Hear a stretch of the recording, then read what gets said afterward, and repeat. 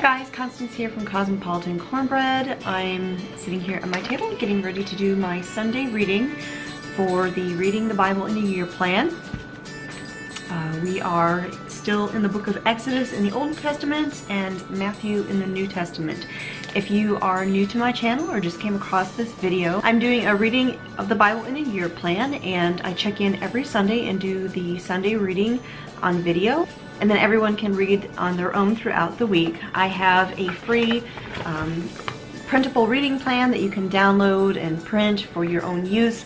I will link that down below so you can find it. It is set up in a way that it is day 1, day 2, etc., so that you can start at any time of the year. Alright, so let's get started with day 36. It's Exodus chapters 37 and 38. Now Bezalel made the ark of acacia wood, and the length of it was 2.5 cubits, and its width 1.5 cubits, and its height 1.5 cubits. And he overlaid it with pure gold inside and out, and made a gold molding for it all around. He cast 4 rings of gold for it on its 4 feet, even 2 rings on one side of it and 2 rings on the other side of it. He made poles of acacia wood and overlaid them with gold. He put the poles into the rings on the sides of the ark to carry it. He made a mercy seat of pure gold, 2.5 cubits long and 1.5 cubits wide. He made 2 cherubim of gold. He made them of hammered work at the ends of the mercy seat, 1 cherub at one end and 1 cherub at the other end. He made the cherubim of one piece with the mercy seat at the 2 ends. The cherubim had their wings spread upward, covering the mercy seat with their wings, with their faces toward each other, the faces of the cherubim toward the mercy seat. Then he made the table of acacia wood, 2 cubits long and 1 cubit wide, and 1.5 cubits high. He overlaid it with pure gold and made a gold molding for it all around. He made a rim for it of a handbreadth all around, and made a gold molding for its rim all around. He cast 4 gold rings for it, and put the rings on the 4 corners that were on its 4 feet. Close by the rim were the rings, the holders for the poles to carry the table. He made the poles of acacia wood and overlaid them with gold to carry the table. He made the utensils which were on the table, its dishes and its pans and its bowls and its jars, with which to pour out drink offerings of pure gold.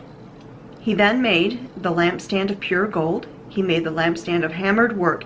Its base and its shaft and its cups and its bulbs and its flowers were of one piece with it. There were 6 branches going out of its sides, 3 branches of the lampstand from the one side of it, and 3 branches of the lampstand from the other side of it. 3 cups shaped like almond blossoms, a bulb and a flower in each one branch, and 3 cups shaped like almond blossoms, a bulb and a flower in the other branch. So for the 6 branches going out for the lampstand. In the lampstand there were 4 cups shaped like almond blossoms, its bulbs and its flowers, and a bulb was under the first pair of the branches coming out of it, and a bulb under the second pair of branches coming out of it, and a bulb under the third pair of branches coming out of it, for the 6 branches coming out of the lampstand. Their bulbs and their branches were of one piece with it. The whole of it was a single hammered work of pure gold. He made its 7 lamps with its snuffers and its trays of pure gold. He made it and all the utensils from a talent of pure gold.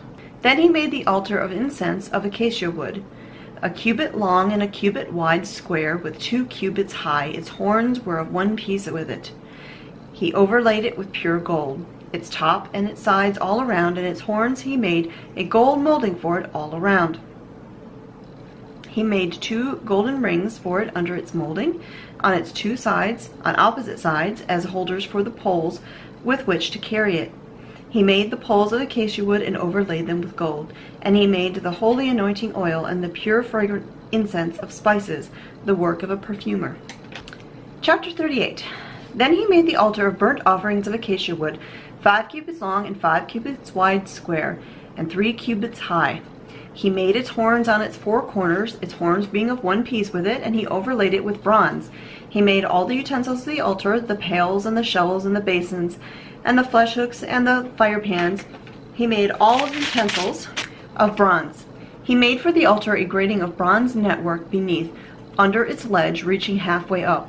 He cast 4 rings on the 4 ends of the bronze grating as holders for the poles. He made the poles of acacia wood and overlaid them with bronze. He inserted the poles into the rings on the sides of the altar with which to carry it. He made it hollow with planks. Moreover, he made the laver of bronze with its base of bronze from the mirrors of the serving women who served at the doorway of the tent of meeting. Then he made the court. For the south side, the hangings of the court were of fine twisted linen, 100 cubits. Their 20 pillars and their 20 sockets made of bronze. The hooks of the pillars and their bands were of silver. For the north side, there were 100 cubits. Their 20 pillars and their 20 sockets were of bronze. The hooks and the pillars and their bands were silver. For the west side, there were hangings of 50 cubits, with their 10 pillars and 10 sockets. The hooks and the pillars and their bands were of silver. For the east side, 50 cubits. The hangings for the one side of the gate were 15 cubits, with their 3 pillars and their 3 sockets, and so for the other side. On both sides of the gate of the court were hangings of 15 cubits, with their 3 pillars and their 3 sockets. All the hangings of the court all around were of fine twisted linen.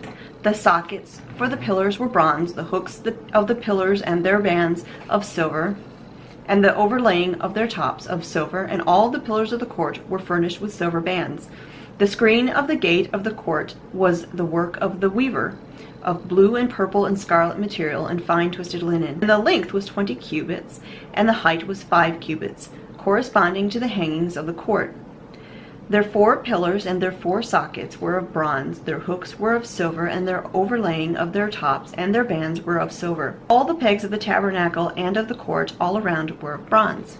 This is the number of the things for the tabernacle of the testimony, as they were numbered according to the command of Moses, for the service of the Levites, by the hand of Ithamar, the son of Aaron the priest. Now Bezalel, the son of Uri, the son of Hur, of the tribe of Judah, made all that the Lord had commanded Moses. With him was Oholiab, the son of Abisamach, of the tribe of Dan, an engraver and a skillful workman, and a weaver in blue, in purple, and in scarlet material and fine linen. All the gold that was used for the work, in all the work of the sanctuary, even the gold of the wave offering, was 29 talents, and 730 shekels, according to the shekel of the sanctuary. The silver of those of the congregation who were numbered was 100 talents, 1,775 shekels, according to the shekel of the sanctuary. A bekah a head, that is, half a shekel, according to the shekel of the sanctuary, for each one who passed over to those who were numbered, from 20 years old and upward, for 603,550 men. The 100 talents of silver were for the casting the sockets of the sanctuary and the sockets of the veil, 100 sockets for the 100 talents, a talent for a socket. Of the 1,775 shekels, he made hooks for the pillars and overlaid their tops and made bands for them. The bronze of the wave offering was 70 talents and 2,400 shekels.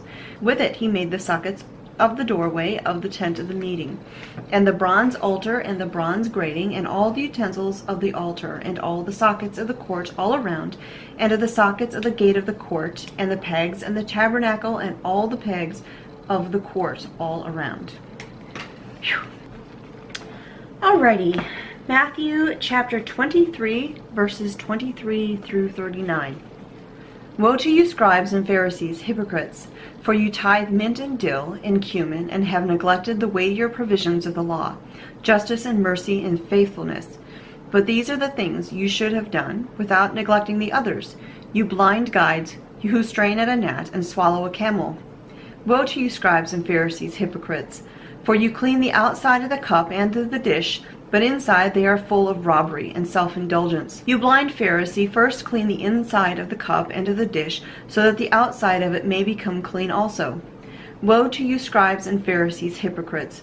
For you are like whitewashed tombs, which on the outside appear beautiful, but inside they are full of dead men's bones and all uncleanness. So you too outwardly appear righteous to men, but inwardly you are full of hypocrisy and lawlessness. Woe to you, scribes and Pharisees, hypocrites! For you build the tombs of the prophets and adorn the monuments of the righteous, and say, if we had been living in the days of our fathers, we would not have been partners with them in the shedding of the blood of the prophets. So you testify against yourselves that you are the sons of those who murdered the prophets. Fill up then the measure of the guilt of your fathers, you serpents, you brood of vipers. How will you escape the sentence of hell?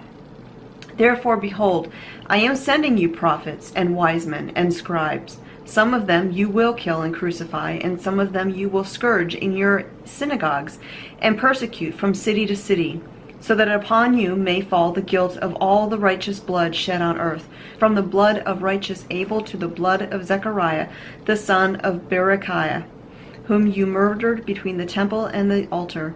Truly I say to you, all these things will come upon this generation. Jerusalem, Jerusalem, who kills the prophets and stones those who are sent to her.